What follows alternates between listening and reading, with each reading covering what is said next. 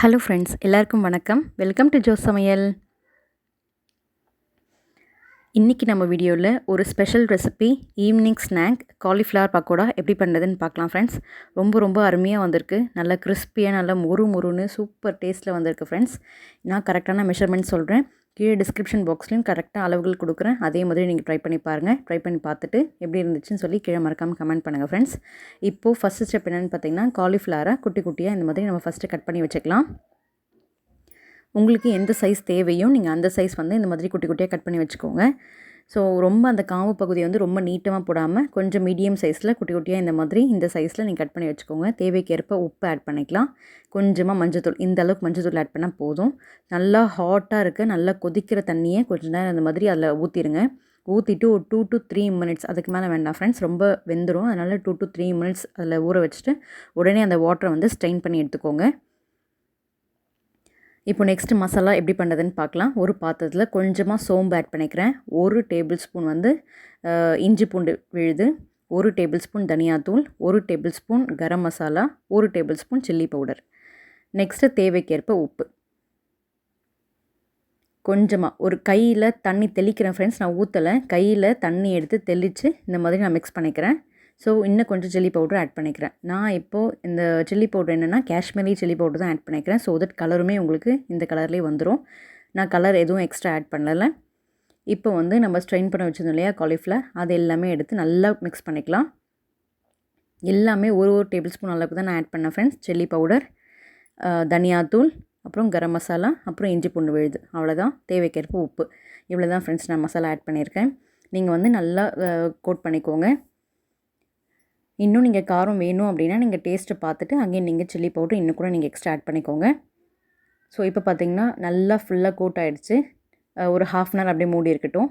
இப்போ ஒரு பாத்திரத்தில் கார்ன்ஃப்ளவர் வந்து ஒரு 2 to 3 டேபிள் ஸ்பூன் அளவுக்கு நான் ஆட் பண்ணிக்கிறேன். Cornflour 3 table spoon. இப்போ நம்ம ஊற வச்சுருந்தோம் இல்லையா, அந்த காலிஃப்ளவர் எடுத்து இதில் போட்டு நல்லா மிக்ஸ் பண்ணி வச்சுக்கோங்க. நம்ம எப்போ பொரிக்க போகிறோமோ அப்போ தான் வந்து இந்த கார்ன்ஃப்ளவர் ஆட் பண்ணணும் ஃப்ரெண்ட்ஸ். நீங்கள் முன்னாடியே நம்ம மசாலா ஆட் பண்ணும்போது நீங்கள் ஆட் பண்ணிங்கன்னா உங்களுக்கு அந்தளவுக்கு நல்லா வராது, கிறிஸ்பியாக வராது. நம்ம பொரிக்க போகும்போது மட்டும்தான் இந்த மாதிரி நம்ம எண்ணெயை காய வச்சுட்டு இந்த மாதிரி கார்ன்ஃப்ளவர் ஆட் பண்ணணும். ஸோ இப்போ பார்த்திங்கன்னா கார்ன்ஃப்ளவரோட நல்லா மிக்ஸ் ஆகிடுச்சு. இப்போது அரிசி மாவு வந்து 2 டேபிள் ஸ்பூன் ஆட் பண்ணிக்கிறேன். ஆட் பண்ணிவிட்டு நல்லா மிக்ஸ் பண்ணி விட்டுருங்க. இந்த அரிசி மாவும் இந்த கார்ன்ஃப்ளவரும் நம்ம பொரிக்க போகிறதுக்கு முன்னாடி தான் ஃப்ரெண்ட்ஸ் ஆட் பண்ணணும். இது முக்கியமான டிப், நோட் பண்ணிக்கோங்க. ஸோ நல்லா மிக்ஸ் பண்ணிக்கோங்க. ரொம்ப அழுத்தி இல்லை, நான் இந்த மாதிரி சுற்றுறதுனால உங்களுக்கு பார்க்க அழுத்துற மாதிரி இருக்கும். பட் லேஸாக நல்லா ஜென்டலாக மிக்ஸ் பண்ணி வச்சுக்கோங்க. ஸோ தட் உங்களுக்கு மசாலா வந்து உதிராமல் கரெக்டாக அந்த குட்டி காலிஃப்ளவரில் அழகாக கோட் ஆகி ரெடியாக இருக்குது. இப்போது எண்ணெய் வந்து காஞ்சிடுச்சு ஃப்ரெண்ட்ஸ், நம்ம வந்து போட்டு எடுத்துக்கலாம். நம்ம காலிஃப்ளவர் பக்கோடா எவ்வளோ கிறிஸ்பியாக வருது அப்படின்னு நீங்கள் பாருங்கள். அது மட்டும் இல்லாமல் இப்போ ஊற்றின எண்ணெய் வந்து நம்ம பொரிச்சதுக்கப்புறம் சேம் அதே மாதிரி இருக்கும். நீங்கள் அதையும் பாருங்கள் ஃப்ரெண்ட்ஸ். ரொம்ப டேஸ்ட்டாகவும் ரொம்ப கிறிஸ்பியாகவும் சாப்பிட்றதுக்கு ஈவினிங் டைமில் டீ டைமில் சாப்பிட்றதுக்கு ரொம்ப சூப்பராக இருக்குது ஃப்ரெண்ட்ஸ்.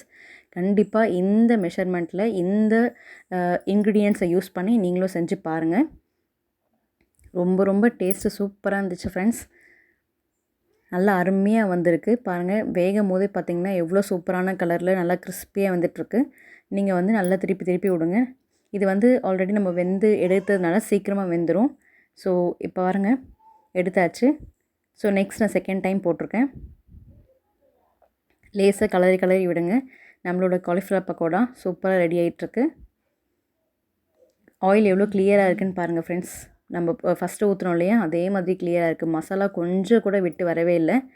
ஸோ கரெக்டான மெஷர்மெண்ட்டில் கரெக்டான அளவுகளோடு நான் போட்டிருக்கேன். அதனால் எனக்கு எக்ஸாக்டாக சூப்பராக கிறிஸ்பியாக எனக்கு வந்திருக்கு. கண்டிப்பாக இந்த காலிஃப்ளவர் பக்கோடா ரொம்ப டேஸ்ட்டாக இருக்குது. கண்டிப்பாக இந்த ரெசிபி உங்கள் எல்லாருக்கும் பிடிச்சிருந்துருக்கும் நினைக்கிறேன் ஃப்ரெண்ட்ஸ். பிடிச்சிருந்தால் லைக் பண்ணுங்கள். இன்னும் நீங்கள் என் சேனலை சப்ஸ்கிரைப் பண்ணலாம் ப்ளீஸ் ஃப்ரெண்ட்ஸ், என் சேனலை சப்ஸ்கிரைப் பண்ணி வச்சுக்கோங்க. கூடவே ஒரு பெல் ஐக்கான் வரும், அதில் ஆல் அப்படின்ற ஆப்ஷனை கிளிக் பண்ணி வச்சுக்கோங்க. ஸோ தட் என்னோடய வீடியோஸை நீங்கள் மிஸ் பண்ணாமல் பார்க்கலாம். தேங்க்ஸ் ஃபார் வாட்சிங். தேங்க்யூ.